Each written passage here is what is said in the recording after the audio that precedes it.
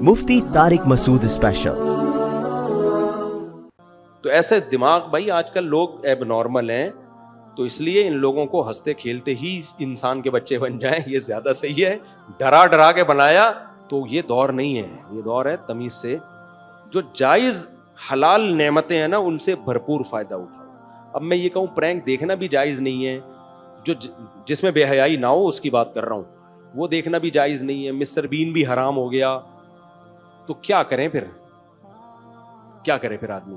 تفریح کی کیا چیز؟ ہمارے ملک میں کوئی پارک ہے ایسا جہاں تفریح ہوتی ہو؟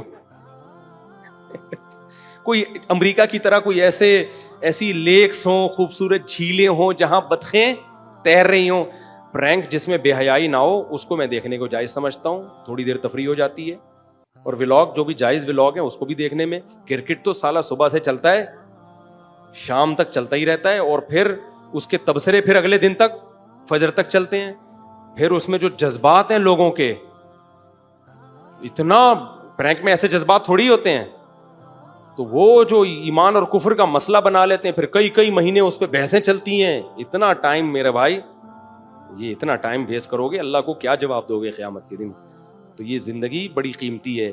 کھیل کا مقصد تفریح ہے، تو پرینک بھی تفریح کے لیے، تھوڑی دیر تفریح ہو گئی، دماغ کیا ہو گیا؟ فریش ہو۔ تو مزاح کرنے میں انسان تکبر سے محفوظ ہے، جو ہر وقت وقار میں ناک پہ مکھی بٹھا کے رہتے ہیں، گھر پہ بھی آتے ہیں ایسے تمیز سے آئیں گے۔ میں اکثر ایک واقعہ سناتا ہوں، وہ ان کو نہیں پتا چلے گا کن کا ہے۔ وہ ایک تھے، ہمارے ابا جب گھر میں آتے تھے بڑا روب تھا، میں نے بتایا نا بھی کتنا ہم پٹے ہیں الحمدللہ، لیکن ہمارے ابا مذاق بھی بہت کرتے تھے۔ گھر میں آتے تھے ایسے گپ شپ لگاتے، لطیفے بھی، میں اکثر بیان میں جو لطیفے سناتا ہوں ابا سے سنے ہوئے میں نے۔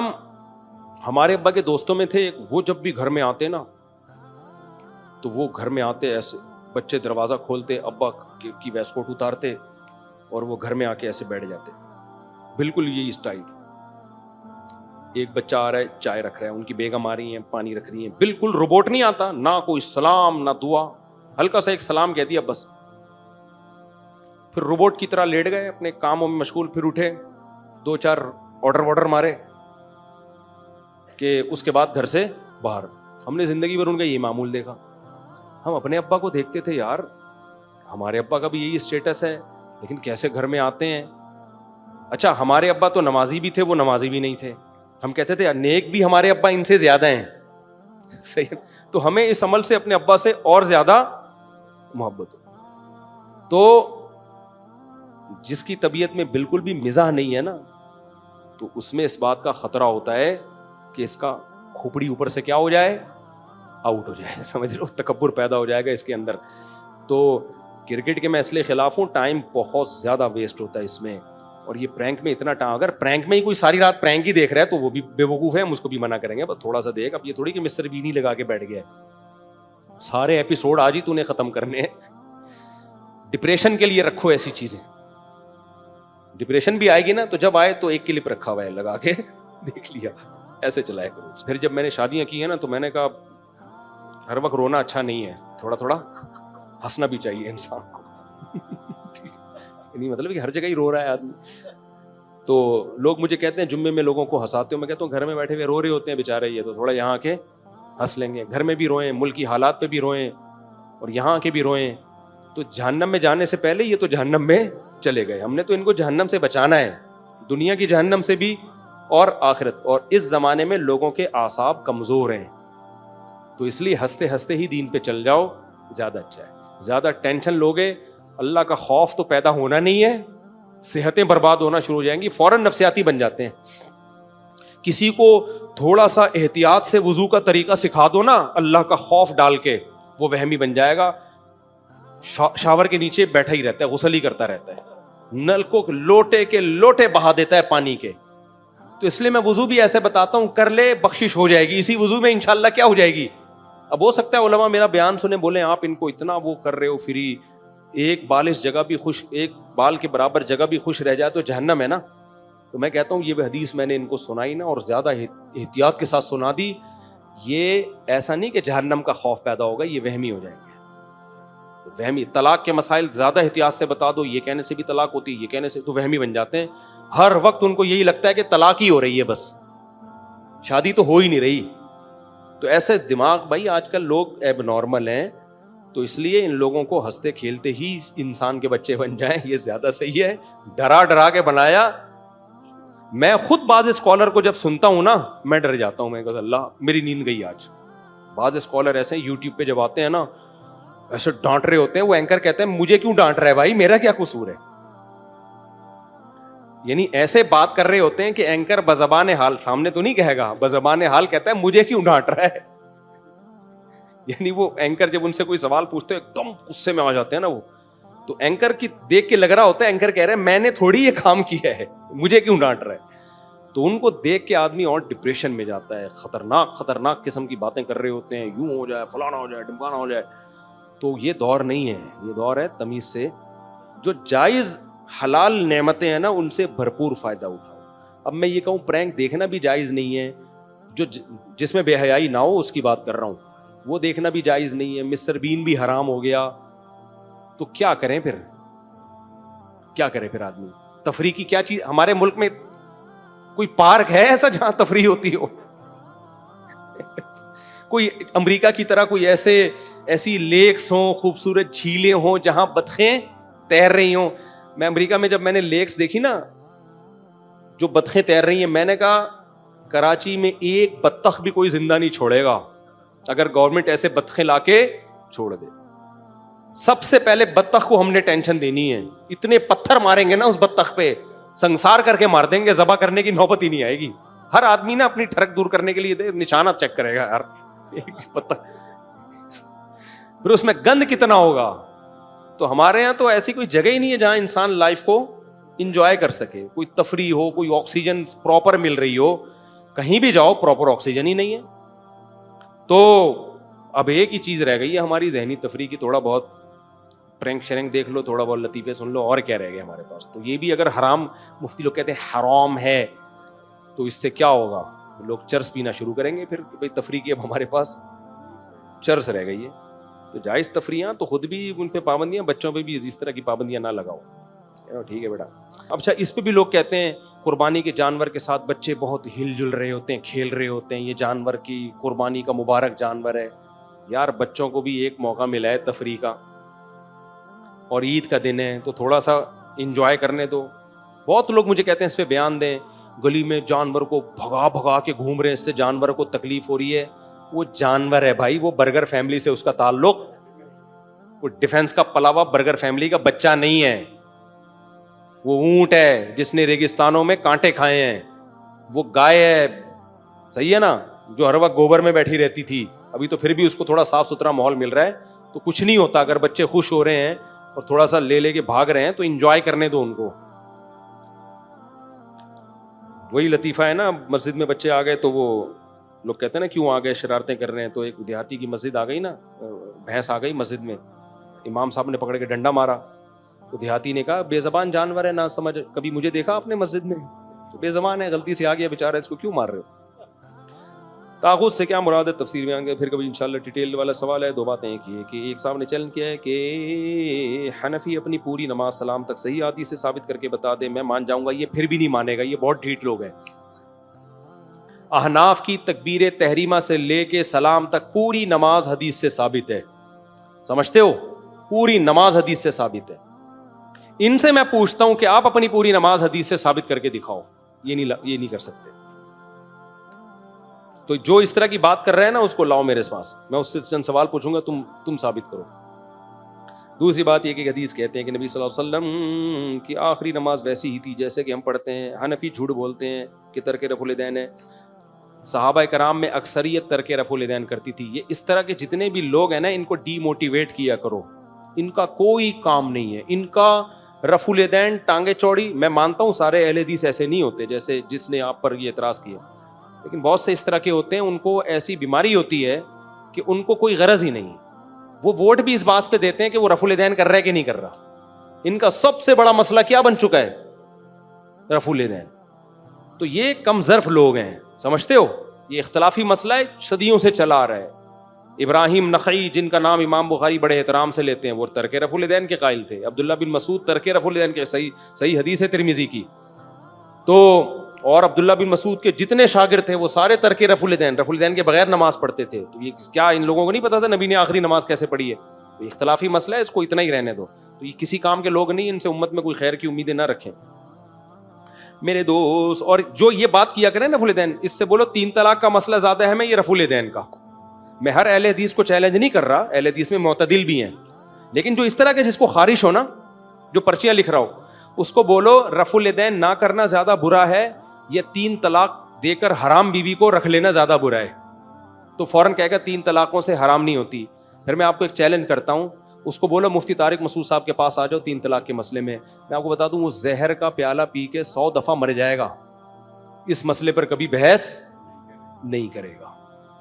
یہ اس کی علامت ہے کہ اس کو پتا ہے کہ یہ جو ہم نے بلنڈر کیا ہے نا کہ طلاقوں کے بعد بیویوں کے جو ہم حلال کرنے کا فتویٰ دے دیتے ہیں, تو اس میں ہم سے بہت بڑا بلنڈر ہوا ہے. تبھی وہ اس موضوع پر زہر, جیسے مرزا غلام احمد قادیانی کو جو فالو کرتے ہیں, وہ اس پہ آپ سے مناظرہ کریں گے کہ نبی صلی اللہ علیہ وسلم آخری نبی تھے یا نہیں تھے. اس میں الجھائیں گے, آپ کو کوشش کریں گے الجھانے کی.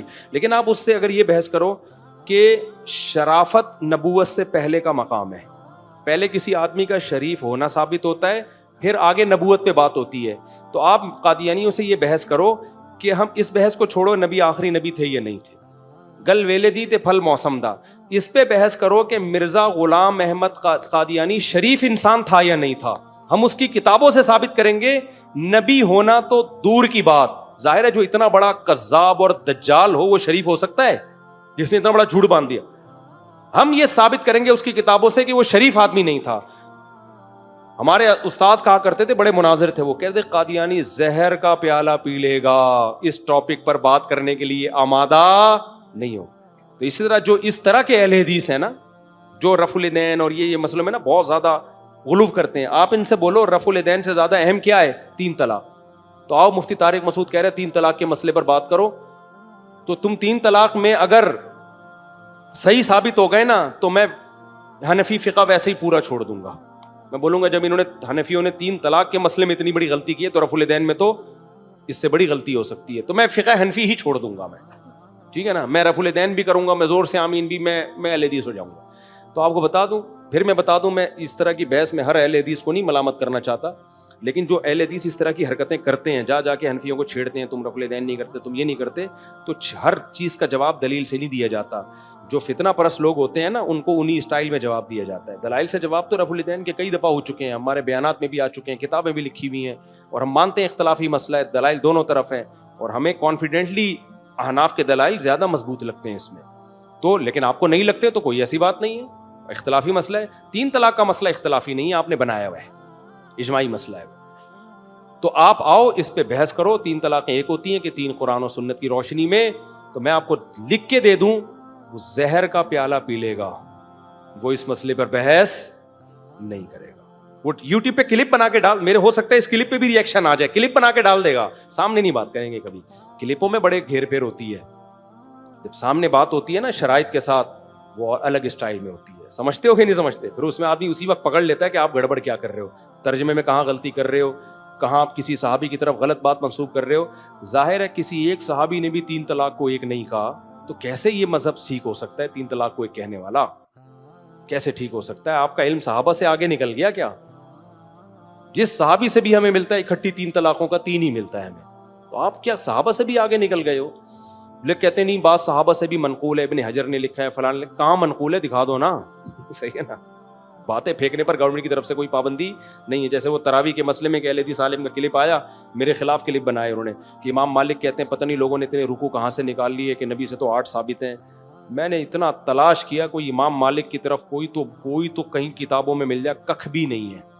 کسی نے کئی 100 سال کے بعد امام مالک کے کھاتے میں ایک قول ڈال دیا, علامہ شوکانی نے اس کو نقل کر دیا, اور اہل حدیث لوگوں نے اس کو مارکیٹ میں وائرل کر دیا. امام مالک سے 20 رکعت سے کم ایک رکعت بھی منقول نہیں ہے تراویح میں. 36 تو منقول ہیں, 8 واٹ کہیں منقول نہیں ہے. سمجھتے ہو کہ نہیں سمجھتے ہو؟ جو ان کا اپنا قول ہے. تو کہنے پر گورنمنٹ کی طرف سے کوئی پابندی نہیں ہے, کچھ بھی کہہ دو. جب آدمی حقائق کی دنیا میں جاتا ہے تو پتہ چلتا ہے کہ اگر امام مالک نے 8 رکعتوں کا قول کیا ہوتا تو مالکی 8 رکعت کو لیتے نا, وہ کیوں 36 اور 20 رکعتوں کو لے رہے ہیں؟ میرے دوست ویڈیو فلم دیکھتا ہے, میں نے اس کو منع کیا تو کہتا ہے ویڈیو دیکھنا منع نہیں ہے. بھائی ویڈیو میں لڑکیوں کو دیکھنا منع ہے, سمجھتے ہو؟ کوئی ڈاکومنٹری وغیرہ ہو وہ ٹھیک ہے, وہ دیکھ سکتے ہو. کوئی مفید ویڈیو ہو ڈاکومنٹری وہ ٹھیک ہے. اور اگر کسی ڈاکومنٹری میں کوئی عورت آ گئی ہے لیکن وہ مقصد نہیں ہے اس کی, جیسے آپ بازار میں کوئی چیز دیکھنے کے لیے نکلے تو عورت بھی سامنے سے گزر گئی, تو مقصد عورت نہیں ہے, اس کی بھی گنجائش ہے. کیونکہ کوئی بھی جتنی بھی مفید ڈاکومنٹریز ہوتی ہیں اس میں اس بات کا امکان بہت کم ہوتا ہے کہ سرے سے کوئی عورت گورا تھوڑی یہ سوچ کے بنائے گا کہ سارے مسلم ہی دیکھیں اس کو. تو اس میں اگر عورت کوئی بیہودہ لباس میں نہیں ہے, اور کیونکہ جب اس طرح کی ڈاکومنٹریز میں عورتیں آتی ہیں اکثر بوڑھی اور میچور عورتیں آتی ہیں, تو آپ ان کو نہ دیکھیں, احتیاط کریں آپ. لیکن اس کی وجہ سے پوری ڈاکومنٹری کو نہیں حرام کہا جائے گا, سمجھتے ہو کہ نہیں سمجھتے؟ تو اس سے تو آپ نالج میں پیچھے رہ جاؤ گے. اور کتاب پڑھنے سے اتنی انسان کو کوئی چیز ازبر نہیں ہوتی ہے جتنی اس معلومات سے متعلق ڈاکومنٹری دیکھنے سے وہ دماغ میں بیٹھ جاتی ہے آپ کے. تو وہ جو مفید ڈاکومنٹریز ہیں وہ بھی دیکھ سکتے ہیں, اس میں کوئی حرج نہیں. ڈیموکریسی جمہوریت کے اسلام میں جائز ہے. یہ والی جمہوریت جو ہمارے یہاں گندی پلید منحوس قسم کی جمہوریت چل رہی ہے جائز نہیں ہے. لیکن بات یہ کہ ناجائز نہیں ہے تو ہم کریں کیا ہم اس کا بائیکاٹ کریں؟ تو بائیکاٹ کرنے سے کچھ بھی نہیں حاصل ہوگا, نظام تبدیل نہیں ہو جائے گا. تو بائیکاٹ پھر اصول یہی ہے کہ آپ برائی کو ختم نہیں کر سکتے تو کم کریں. تو جو آپ کو بہتر لگے اس کو ووٹ دیں تاکہ جتنی خیر آپ لا سکتے ہیں وہ خیر آئے. بائیکاٹ کرنے سے تو کیا ہوگا, پورا نظام بالکل ہی آپ کے ہاتھ سے نکل جائے گا. اعتراض کرتے ہیں مذہبی اور مولوی قتل و غارت, جواری, ڈکیتی کو اتنا برا نہیں کہتے جتنے بے پردگی اور بے حیائی کو بلا کہتے ہیں.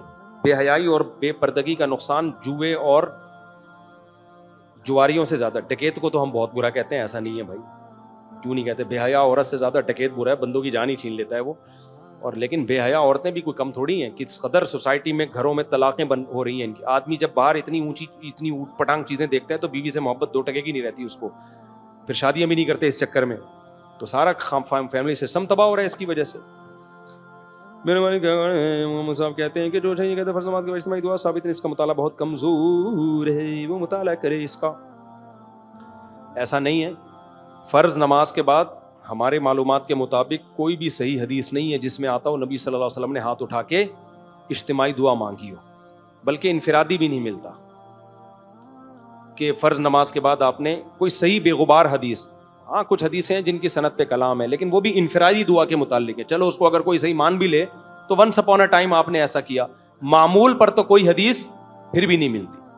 باقی ایک صاحب مجھے آئے, کہنے لگے میں نے فرض نماز کے بعد اجتماعی دعا پر اتنی موٹی کتاب لکھی ہے, اس کو پڑھیں. میں نے کہا میرے بھائی شرعی مسائل کے ثبوت کے لیے نا اتنی موٹی کتاب کی ضرورت نہیں ہے, کوئی ایک حدیث دکھا دو. موٹی کتاب بعض دفعہ اس کی علامت ہوتی ہے کھینچا تانی کی ہے, اس میں بہت گھمایا پھرا ہے. مولانا منظور منگل صاحب کا بڑا اچھا بیان آیا تھا کچھ دن پہلے, تو بڑے محقق آدمی ہیں. تو بخاری پر تو ان کا بہت ہی گہرا, انہوں نے تو یاد کی بھی ہے زبانی بخاری. تو اللہ ان کو جزائے خیر دے, انہوں نے بھی حق بات بیان کی. انہوں نے کہا کہ بہت کچھ لوگوں نے اس میں, انہوں نے بڑی موٹی موٹی کتابیں میں نے بھی پڑھی ہیں, ایسا نہیں ہے, لیکن کچھ ملتا نہیں ہے اس میں. بعض لوگ تحریر کے اثر سے متاثر ہوتے ہیں اور بعض لوگوں کی عادت ہوتی ہے وہ تحریر سے متاثر نہیں ہوتے, وہ متاثر ہوتے ہیں دلیل سے. بھائی A to Z پوری کتاب پڑھ کے دیکھ لی. میں آپ کو بتاؤں, جب میں نے 3 طلاقوں پر اہل حدیث کی کتابوں کا مطالعہ کیا نا, اس نیت سے کیا تھا کہ واقعی میں کچھ ہے یا نہیں ہے, نیوٹرل ہو کے کیا تھا, سمجھ رہے ہو. ایک میں نے ان کی کتاب پڑھی, پتہ نہیں شاید 580 صفحوں کی کتاب تھی وہ, 380, تنویر الآفاق فی مسئلۃ الطلاق بالثلاث, یہ کتاب کا نام ہے اہل حدیث حضرات کی. اردو میں اتنی موٹی اتنی بڑی, اس سے زیادہ جامع اور بڑی کتاب میں نے طلاق کے ثلاث کے مسئلے پر نہیں دیکھی. حتیٰ کہ ابن تیمیہ نے بھی اتنا کچھ نہیں لکھا, ابن قیم نے بھی اتنا کچھ نہیں لکھا. تو ہندوستان کے ایک عالم تھے جنہوں نے 3 طلاق پر اردو میں کتاب لکھی ہے. میں نے وہ کتاب, اتنی موٹی کتاب خریدی اور جس کا صفحہ بھی بہت بڑا اور رائٹنگ بھی چھوٹی چھوٹی, یعنی بہت زیادہ طویل کتاب تھی. میں نے اس نیت سے پڑھی کہ شاید یہ واقعی کوئی مسئلہ اختلافی ہو اور اس میں کچھ دلیل ہو. A to Z پڑھی ہے, اس کے بعد مجھے اندازہ ہوا کہ ککھ بھی نہیں ہے, ٹھیک ہے نا, سوائے لفاظی کے اور بات کو دائیں بائیں گھمانے کے کچھ بھی نہیں ہے.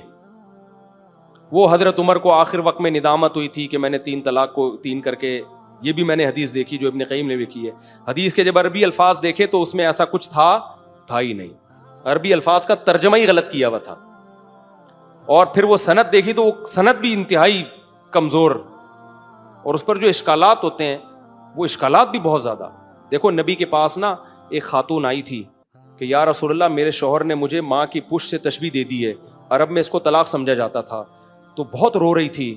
نبی نے فرمایا کہ میں کوئی رخصت نہیں پاتا. وہ بار بار اللہ سے دعا مانگتی تھی. پھر زہار کی آیتیں آسمان سے نازل ہوئیں کہ یہ کفارہ دے. اس سے پتہ چلتا ہے کہ حرام بیوی کو حلال کرنے کا حق اللہ نے محمد صلی اللہ علیہ وسلم کو بھی نہیں دیا تھا. کتنا روئی ہے وہ عورت, آپ کو ذرا بھی, آپ نے بھائی یہ تو اللہ کی طرف سے. پھر اللہ نے آسمان سے آیتیں نازل کی, قد سمع اللہ قول التی تجادلک فی زوجہا وتشتکی الی اللہ. اللہ نے اس کا کلام سن لیا ہے, چونکہ انہوں نے طلاق نہیں دی ہے, زہار کیا ہے, تو حرام نہیں ہوئی ہے, کفارہ دے دے. تو پتہ چلا کہ حلال بیوی کو حرام کرنا, حرام کو حلال کرنا, یہ اتھارٹی کس کے پاس ہے؟ اللہ کے پیغمبر کے پاس بھی نہیں ہے. میں لیدی سے پوچھتا ہوں, تم جو کہتے ہو حضرت عمر نے سیاستاً 3 طلاقوں کو 3 قرار دیا ہے, اس کا مطلب حضرت عمر نے معاذ اللہ اتنی بڑی تحریف کی ہے کہ جو بیوی قرآن و سنت کی روشنی میں حلال تھی اس کو حضرت عمر نے بڑی ڈھٹائی کے ساتھ حرام کر دیا, اور سارے صحابہ اس جرم پہ خاموش رہے. تو یار اس سے تو حضرت عمر کی پرسنالٹی اور صحابہ کی پرسنالٹی کا بیڑا غرق کر دیا آپ نے. اہل حدیث کہتے ہیں سیاستاً ایسے کیا تاکہ طلاق کی روک تھام ہو. ابے سیاست میں میرے بھائی سزا دی جا سکتی ہے. سیاست میں حلال بیوی کو حرام کرنا یا حرام کو حلال کرنا یہ نہیں ہوتا سیاست میں. یہ کام پیغمبر نے نہیں کیا, اس کا رونا دھونا دیکھ کے اس عورت کا. اللہ نے آسمان سے آیتیں نازل کی ہیں تو ہوا ہے. جو کام پیغمبر نے نہیں کیا وہ عمر کریں گے, اور اگر عمر کریں گے تو پبلک چھوڑے گی؟ حضرت عمر نے حج تمتع پہ پابندی لگائی کہ نبی صلی اللہ علیہ وسلم نے حج جو کیا نا, ایک سفر میں عمرہ بھی کیا اور حج بھی کیا, جیسے ہم حج تمتع کرتے ہیں. حضرت عمر اس کو صحیح نہیں سمجھتے تھے, وہ کہتے تھے نبی کی خصوصیت تھی یہ. تو حضرت عمر نے پابندی لگا دی. صحابہ نے اس پابندی کو نہیں مانا. امیر المومنین کے آرڈر کے باوجود عبداللہ بن عمر سے کہا گیا کہ آپ حج تمتع کرتے ہیں. حضرت عمر نے تو کہا تھا کہ یہ صحیح نہیں ہے. یہ انہوں نے فرمایا تھا امر ابی نتبع ام امر رسول اللہ, میں عمر کی مانوں یا نبی کی مانوں؟ صحابہ تو ایسے تھے میرے بھائی, انہوں نے فوراً کیا کیا, ہم پیغمبر کی مانیں گے, عمر کی نہیں مانیں گے. اس بارے میں کسی صحابی نے نہیں مانا. سمجھتے ہو کہ نہیں سمجھتے؟ اور آج چاروں مذاہب میں یہی ہے کہ جب آپ عمرے پہ جاتے عمرہ بھی کرو اور حج بھی کرو. حضرت عمر کہتے ہیں ذاتی رائے تھی, اور اس میں بھی حضرت عمر کا مقصد اللہ رسول کی مخالفت نہیں تھی. ان کی نظر میں ایک تعویل تھی جو حضرت عثمان کی نظر میں تعویل تھی کہ بھائی نبی صلی اللہ علیہ وسلم نے ایک ہی سفر میں حج عمرہ اس لیے کیا کہ خوف کا دور تھا, دوبارہ عمرے کے لیے آنا مشکل تھا. تو وہ خاصیت تھی. اجتہادی معاملہ ہے, اس میں 2 رائے ہو سکتی ہیں, لیکن 3 طلاق کو 1 کہنا, یہ 1 کو 3 کہنا, یہ اجتہادی کام بولو نہیں ہے. جبکہ حضرت عمر کو پتا بھی ہے کہ نبی کے دور میں 3 طلاق کے بعد بیوی حلال سمجھی جاتی تھی, اور عمر کہے آج سے میں حرام کر رہا ہوں تاکہ لوگ طلاقیں نہ دیں. کوئی لاجک بنتی نہیں ہے اس چیز کی, صحیح ہے نا, کوئی لاجک اس کی بنتی نہیں ہے کہ آپ اس عورت کا بیڑا غرق کر رہے ہو. کسی اور کے لیے حرام تھی اس کے لیے حلال کر دیا, اس کے لیے حلال تھی اس پر حرام کر دیا. اور پھر سارے صحابہ جو ذرا ذرا سی باتوں پہ بول پڑتے تھے سارے خاموش, اور سب اسی کے مطابق فتویٰ. اور اس حدیث کے جو راوی عبداللہ بن عباس ہیں جو 3 طلاق کو 1 کہنے والی حدیث, وہ خود بھی 3 کو 3 کہہ رہے ہیں اور دلیل میں قرآن کی آیت پڑھ رہے ہیں. لیکن اہل حدیث جو اس طرح کے فتنہ پرست ہوتے ہیں نا, زہر کا پیالہ پی لیں گے اس مسئلے پہ کبھی بھی بات. پھر سعودیہ کے فلانے مفتی نے کہا, پھر یہ پتہ کیا کرتے ہیں, آپ کے دیوبندی مفتی نے بھی ہماری تائید کی ہے. ابے ہمارے سارے دیوبندی بھی آپ کی تائید کریں, قرآن و حدیث کے مقابلے میں کسی کا قول حجت نہیں ہے. مجھے لا کے کہہ رہے ہوتے آپ کے حضرت مفتی کفایت اللہ صاحب نے بھی, جو دارالعلوم دیوبند کے بڑے مفتی تھے, انہوں نے بھی کہا اہل حدیث کی رائے اس بارے میں جو ہے وہ اتنی غلط نہیں ہے. بھائی کہا ہے, کہنے پر گورنمنٹ کی طرف سے کوئی پابندی نہیں. ہم مفتی کفایت اللہ صاحب کے مقلد تھوڑی ہیں, کہہ دیا غلطی ہوئی ان سے. تو پھر یہ پھنستے ہیں نا, تو کہتے ہیں فلاں نے بھی لکھا ہے, فلاں نے. بھائی لکھے وکھے کو مت دیکھو, قرآن کیا کہتا ہے, حدیث کیا کہتی ہے, صحابہ کیا کہتے ہیں. آپ چاروں اماموں کو تو نہیں مانتے نا, تو ان کو تو آپ بھی مانتے ہو. ان سب سے ہٹا کر فلانے دیوبندی نے, کچھ بریلوی لوگ بھی کہنے لگے ہیں, تو فلانے بریلوی نے. بھائی یہ سارے ترازو کے ایک پلڑے میں رکھ دو نا, چاہے میرے اکابر ہی کیوں نہ ہو. نہ یہ ابو حنیفہ کی خاک کے برابر ہیں, نہ عبداللہ بن مسعود کی خاک کے برابر ہیں, نہ عمر بن خطاب کی خاک کے برابر ہیں, نہ نبی کی خاک کے برابر ہیں. ان سے دکھاؤ ہمیں, سمجھتے ہو. تو اگر ہمارے اکابر نے, میرے اکابر تو مانتے ہیں فرض نماز کے بعد اجتماعی دعا, میں تو نہیں مانتا.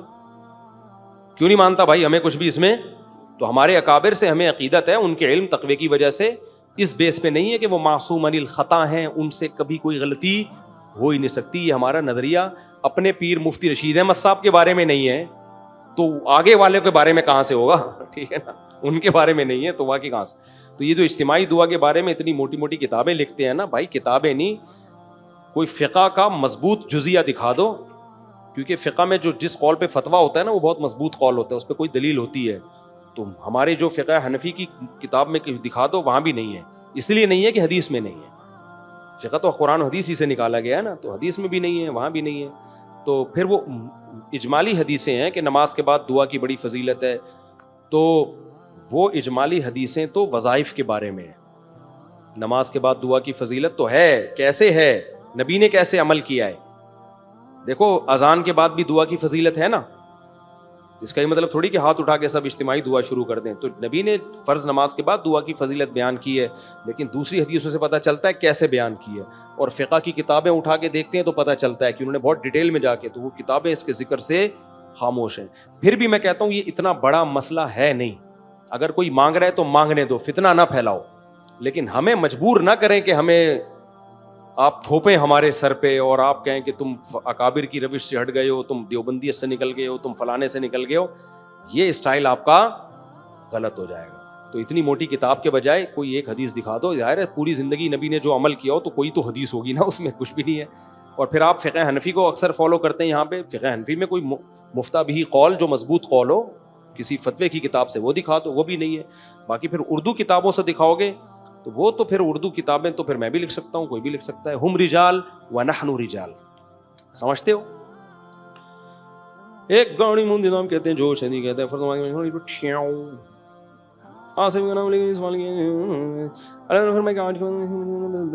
سعودی حکومت سعودی حکومت جو کام کر رہی ہے وہ سعودی حکومت سے پوچھا کرو, مجھ سے نہ پوچھا کرو.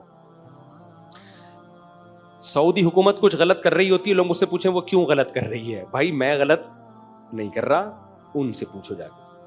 میں بلا وجہ ایک بیان کروں گا, ہمیشہ کے لیے حج عمرے پہ بھی مجھ پہ پابندی لگ جائے گی اور حکومت کی صحت پہ کوئی اثر نہیں پڑے گا. تو پھر آپ کہیں گے مفتی صاحب حق تو ڈنکے کی چوٹ پہ بیان کرنا چاہیے, تو کر دو. آپ ایک کلپ ریکارڈ کرواؤ بادشاہ کے خلاف, ڈنکے کی چوٹ پہ بیان کرو, فیس بک پہ خوب پھیلاؤ, اس کے بعد آپ کو ہمیشہ کے لیے سعودی حکومت کر دے گی ایگزٹ, پھر خود ہی جا کے ان کے پاؤں میں پڑے ہوئے ہوگے. تو وہ حق بیان کرو جس کا کوئی فائدہ ہو. تو نام لیے بغیر ہم بیان کرتے رہتے ہیں کہ یہ غلط ہے, یہ غلط ہے. جب نام لینے کا جہاں مسئلہ آئے گا اس میں بہت کچھ دیکھنا پڑتا ہے. سمجھتے ہو کہ نہیں سمجھتے. میں بیان کروں کہ بے حیائی غلط ہے, ٹھیک ہے. میں کہوں سعودی عرب میں جو فلاں کنسرٹ ہونے جا رہا ہے وہ محمد بن سلمان کروا رہا ہے, اس کی ایسی کی تیسی, ان کی یوں, تو فلانا, تو کنسرٹ کو تو کچھ بھی نہیں ہوگا. کنسرٹ پہ کوئی فرق نہیں پڑے گا. ہم جو تھوڑا سا اچھا کام کر سکتے تھے, اللہ اللہ کر لیتے تھے, بیت اللہ کے غلاف کو پکڑ کے, اس سے بھی کیا ہو جائیں گے بھائی, محروم ہو جائیں گے. اچھا میرے بھائی, ساری دنیا کو پتہ ہے بے حیائی بری چیز ہے, اس میں کون سی ایسی بات ہے. اس امام حرم میں ایک نے ذرا سا بول دیا تھا بیچاروں کو, اس سے ہی معزول کر دیا انہوں نے حرم کی امامت سے ہی. اس سے بہت سی سوال ہے کہ میاں کہ کیا یہاں کی بینک میں کچھ رقم ہے, انٹرسٹ ملتا ہے, تو اس میں کیا کیا جائے. انٹرسٹ کو بلا نیت ثواب غریبوں کو صدقہ کرتے ہیں, ثواب کی نہیں. فلسطین کی ہے, گوروں کو یہ پیسے دینے کا دل نہیں کرتا, اس صورت میں کیا رہنا ہے. گوروں کو تھوڑی دینے کا کہہ رہا ہوں میں, غریبوں کو صدقہ کر دو. غریبوں میں مسلمان زیادہ ہیں, گوروں میں تو غریب ہمیں تو کوئی نظر نہیں آیا وہاں پہ. میں ہانگ کانگ میں اور آسٹریلیا میں نے فقیر دیکھے, وہاں بھیک مانگنے پر گورنمنٹ کی طرف سے پابندی ہے. گورنمنٹ کہہ رہی ہے جب آپ کو اتنے $1000 دے رہے ہیں, غریبوں کو بھی وہاں ٹھیک ٹھاک پیسہ ملتا ہے. کچھ لوگ تو آرڈر پہ غریب ہو جاتے ہیں وہاں جا کے. پاکستانی بہت سے ایسے ہیں جو غریب بن کے بیٹھے ہوئے ہیں کہ غریبوں کو زیادہ پیسہ ملتا ہے, ٹیکس بھی نہیں ہوتا اس پہ. تو میں نے وہاں بھی دیکھے بھکاری. اچھا بھیک مانگنے پر پابندی ہے, تو وہ بھکاری پتہ ہے کیا کرتے ہیں, باجا لے کے بیٹھ جائیں گے, ٹنگ ٹنگ ٹنگ چلا رہے ہوں گے, لوگ سمجھ جاتے ہیں یہ کیا ہے, بھکاری ہے, اور ہاتھ نہیں پھیلاتے. برتن رکھا ہوا ہوتا ہے کہ ہم تو نہیں مانگ رہے. جو خود وہ نہیں جو چوری کے خلاف مولوی صاحب بیان کرتے تھے کہ مرغی چوری کرنا حرام ہے, تو بیگم نے مرغی چوری کی, انہوں نے کہا شوربہ سے کھا لیں گے, بوٹی رہنے دو. پھر جب وہ یوں کیا نا تو اس نے کہا جو بوٹی خود سے آ رہی ہے وہ آنے دو. تو وہاں کے بھکاری جب اللیگل ہے بھیک مانگنا تو وہ کیا کرتے ہیں کہ بیٹھ جاتے ہیں اور ایک برتن رکھ دیا سامنے اور باجا رکھ دیا, ٹنگ ٹنگ ٹنگ ٹنگ بجاتے رہے. تو کچھ لوگ کھڑے ہو کے سکے پھینکتے چلے جاتے ہیں. کوئی پکڑ بھی نہیں سکتا, وہ کہہ رہے ہم تھوڑی مانگ رہے ہیں, اب کوئی میری پینٹ میں خود ہی پیسے ڈال رہا ہے تو میں کیا کروں بھائی. تو میں نے وہاں پوچھا کہ یار یہاں بے روزگار کو بھی $3,000 اس وقت ملتے تھے, اب کا پتہ نہیں, اتنا پیسہ مل رہا ہے تو یہ کمبخت بھیک کیوں مانگ رہا ہے. انہوں نے کہا اصل میں یہ نشئی لوگ ہیں زیادہ تر, یہ وہ 3,000 3 دنوں میں اڑا دیتے. اب گورنمنٹ کہہ رہی ہے کہ ہم روزانہ تھوڑی تمہیں 3,000 روپے دیں گے, تو یہ اڑا دیتے ہیں. اب کیا کریں بھائی, باقی پان گٹکے کا خرچہ کہاں سے نکلے, تو پھر یوں بیٹھے ہوئے ہوتے ہیں. ایسا نہ ہو یہ کلپ وائرل ہو اور کراچی میں سب لوگ کل ٹنگ ٹڑنگ ٹنگ بیٹھ کے نا.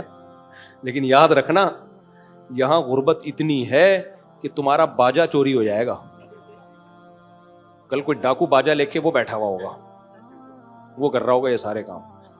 مسٹر بین کا کلپ یاد آ گیا, وہ ایک بیٹھا ہوا ہوتا ہے نا, تو مسٹر بین کے پاس پیسے نہیں ہوتے بھکاری کو دینے کے لیے, بڑا نوٹ ہوتا ہے, سکے چاہیے ہوتے ہیں, تو وہ ایک باجا لے کے خود بھی بیٹھ جاتا ہے.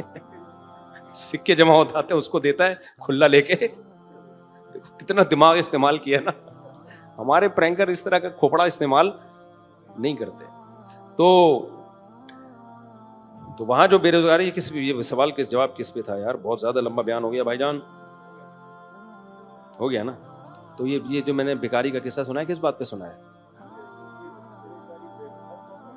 نہیں بے روزگاری تو تھی, ہاں تو فلسطین پہ. تو غریب لوگوں کو جو سود کا پیسہ کسی بھی غریب کو بلا نیت ثواب صدقہ کر دیں. تو گوروں میں غریب نہیں ہوتے جو نظر آ رہے ہیں, تو وہ پھر نشے وشے کی وجہ سے ہوتے ہیں. تو مسلمانوں کو صدقہ کریں, وہاں بہت سے مسلمان آپ کو غریب ملیں گے. اور اگر وہاں نہیں ہے تو پاکستان میں بھیجو نا. کس نے منع کیا یہاں بھیج, یہاں کسی کو بھیج دو کہ بھائی یہ پیسے آپ کسی غریب کو کھلا دیں, لیکن انٹرسٹ کا پیسہ آپ خود استعمال نہیں کر سکتے. اللہ تعالیٰ سمجھنے کی ملکی توفیق عطا فرمائے.